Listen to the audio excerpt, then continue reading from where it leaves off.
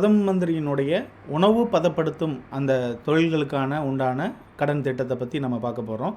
இதை வந்து ஆங்கிலத்தில் PMFME, prime minister formalisation of micro food processing enterprises ஸ்கீம்னு சொல்லுவாங்க. இந்த திட்டம் வந்து முக்கியமாக வந்து உணவு சார்ந்த தொழில்களில் வந்து இந்த திட்டம் வந்து முக்கியமான திட்டமாக கருதப்படுகிறது. நீங்கள் ஏதாவது ஒரு உணவு, அதாவது எந்த ஒரு விஷயத்தையும் எடுத்துக்கிட்டு அதை மதிப்பு கூட்டல் செய்யக்கூடிய ஒரு தொழில் முனைவோராக இருக்கிற பட்சத்தில் இந்த திட்டம் உங்களுக்கு பொருந்துகிற திட்டமாக இருக்கும்.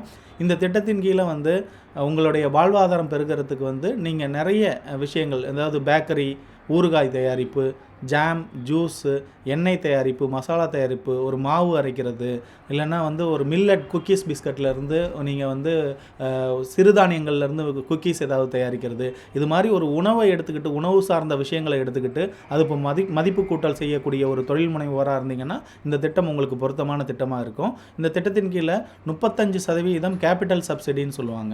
அந்த 35% மானியம் வந்து உங்களுக்கு அதிகபட்சம் 10 லட்சம் வரையிலும் வந்து இந்த திட்டம் வந்து உங்களுக்கு இது பயனுள்ளதாக இருக்கும். இந்த வீடியோவை பார்த்துக்கிட்டு இருக்கக்கூடிய நீங்கள் வந்து உணவு மற்றும் உணவு சார்ந்த ஒரு பொருட்களை வந்து மதிப்பு கூட்டல் செய்யக்கூடிய ஒரு தொழில் முனைவோராக இருக்கிற பட்சத்தில், எந்த ஒரு கடன் திட்டத்திலும் வந்து பயன்பெறாத ஒருவராக இருக்கிற பட்சத்தில் உங்கள் அருகில் உள்ள இந்தியன் வங்கி கிளை அல்லது அரசுடைமையாக்கப்பட்ட பொது உடைமையாக்கப்பட்ட அரசு வங்கி கிளை அல்லது தனியார் வங்கி கிளையை வந்து அணுகுவதன் மூலமாக இந்த கடன் திட்டத்தை பெறலாம். இங்கே மாவட்ட தொழில் மையம் தான் இதுக்கும் வந்து உங்களுக்கு இம்ப்ளிமெண்டிங் ஏஜென்சியாக வந்து இருப்பாங்க. ஸோ நீங்கள் பாண்டிச்சேரியை பொறுத்தளவு பிப்டிக் வந்து இந்த ஸ்கீமை வந்து இம்ப்ளிமெண்ட் பண்ணிக்கிட்டு இருக்கிறாங்க.